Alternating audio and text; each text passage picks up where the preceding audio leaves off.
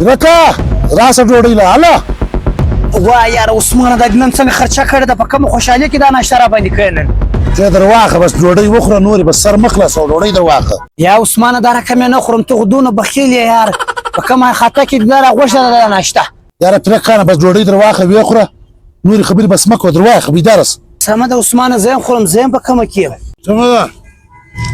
په صحیح معنا داسې خوند کوي چې بلا بدې شي در واخه در واخه یاره عثمانه راویښه یاره دا په کومه خطه کې دا خرچه را باندې کړې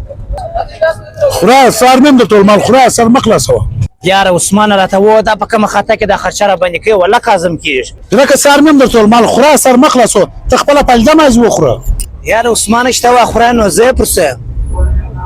4 روپۍ شوې سیغه 4 پیسې وروره دا دې 6 روپۍ بقایا راکړه دا ستا 6 روپۍ بقایا